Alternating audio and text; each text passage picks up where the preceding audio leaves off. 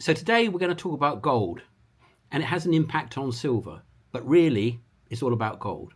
So while a lot of people are focusing on silver because that's what they hold, the driver, and it rhymes, is gold.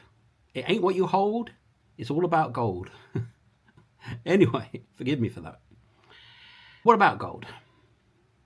What I'm about to say are not really predictions as such, more an analysis of the setup of what can, could, might happen next. You can't, after all, predict the future with so much randomness in what's going on. However, let's have a look at the gold chart. Well, that's not very random, is it? So while the world is unpredictable, that unpredictability is turning into a predictable upward trend on gold. Now here's another way of looking at it. That's this year. So gold, in my book at least, has just gone straight up this year. It hasn't messed about, it's just run. And it's run because it's being stockpiled. And a lot of what's going on in metals right now is all about stockpiling. And gold is being stockpiled by governments. And when governments do the stockpiling, nobody can play around with the price because they're just buying. And they're buying. And China is buying, that's a matter of record. And when China buys, well, that's pretty bullish, right?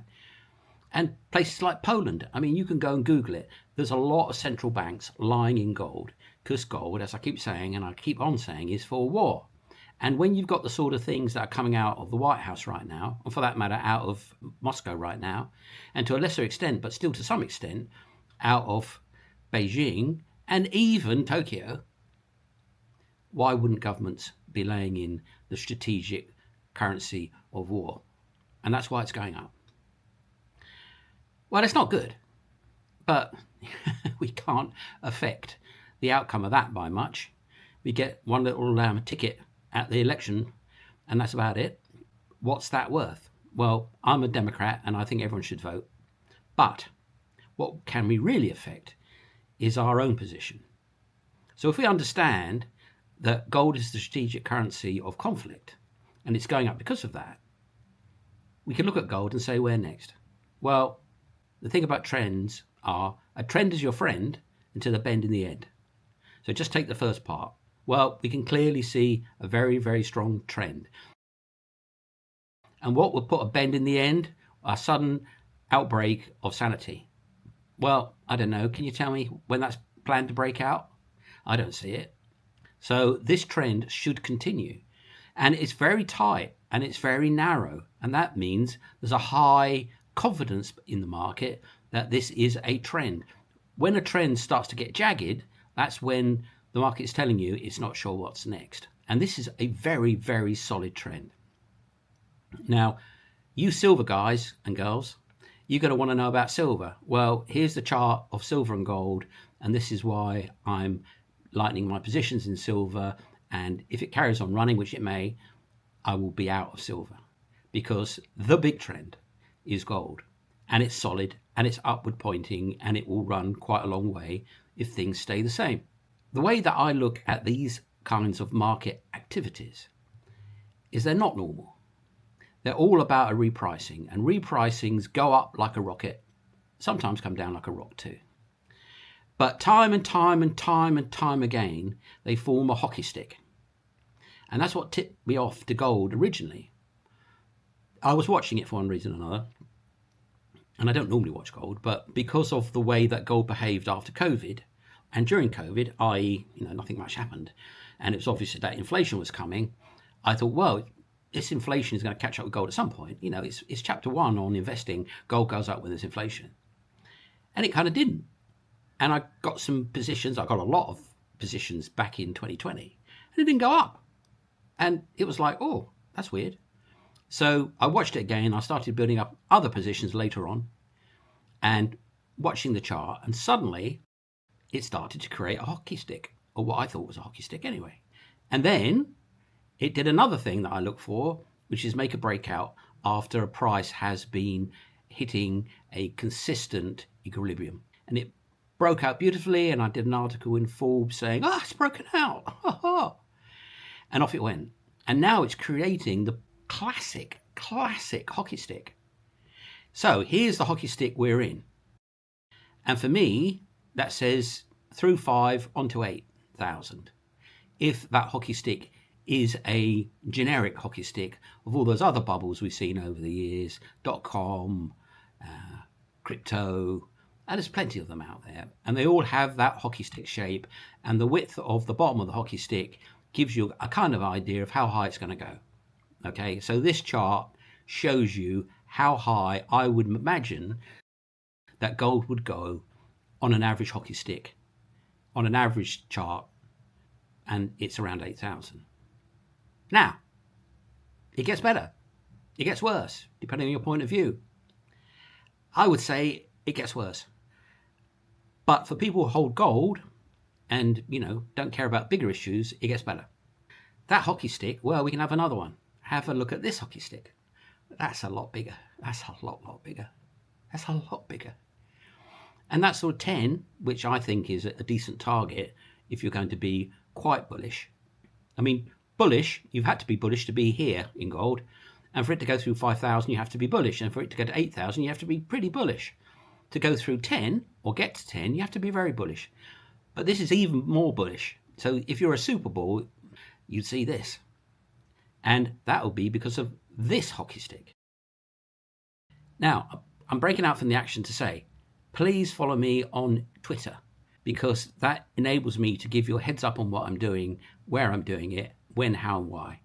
And you won't necessarily find out from YouTube or from anywhere else for that matter. So if you follow me on Twitter, you'll get updates on what I'm about, what I'm doing before pretty much anyone else. So please follow me on Twitter. Anyway, back to the fun. Well, to think what the world would be like with gold at $12,000 an ounce. But I kind of said that when I said it's going to go to 4,500 in my previous articles about a year or so ago. I said, better be careful what you wish for. The world will be, in a bit of a state if gold goes there. Well, here we are. And it's not so bad. So maybe I'm just overdoing it.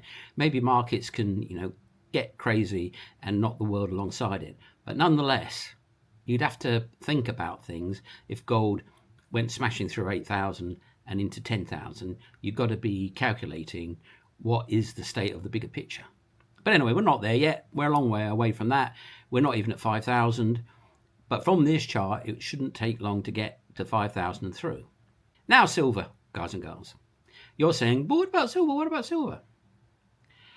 I think there's a good possibility, likelihood that silver will pull back at some stage. Even it could be pulling back now. It could be when it goes through 100. It could be at 120. Somewhere in that sort of range, it will do a big pullback. And then it will settle.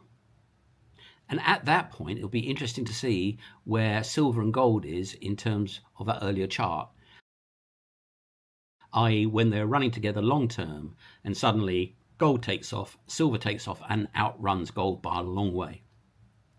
Well, I believe that if we do get that kind of pullback, which is a possibility, a probability, a likelihood, but not fate, then it would pull back in line with gold there or abouts. I mean, it might overshoot because when these things move so fast, they get momentum and they go too high and they go too low, etc. And they thrash around as well. But I would expect silver to go back online with gold. And then at some stage, people will get FOMO in silver again if gold keeps grinding on up. And that's what I'm expecting. I'm expecting gold to keep on grinding up at least to 8,000 unless the picture changes. And whatever would change that picture, I don't see it developing now. So it'll have to be a Mars attack. And I don't see a Mars attack happening. And you can't invest for a Mars attack. You have to react to something like that. Most things you don't have to react to. But gold looks set to carry on this trend because it's so straight and it's so unvolatile and it's so, predictable that the market is telling us that this is a trend and there's quite a lot more in it. That's my message for today. Apart from the trend is your friend to the bend in the end, it's that this trend is substantial and we're looking at a move above 5,000 towards 8,000, a magnet at 10, and if bad things happen, or if the craziness continues to ratchet up and the world gets even more crazy than it already is, or people start to lose their nerve because it's got crazy enough or too crazy for their liking, then it could move beyond 10,000. I will be sweating at 8,000 and you'll all be telling me, no, don't sell now. No, you'll regret it. And 8,000 will be a place where I will be, thinking of jumping off the ship onto another one or into a lifeboat. Thank you very much for watching. See you again soon. And thank you, members, for being members. There's more coming for you too soon.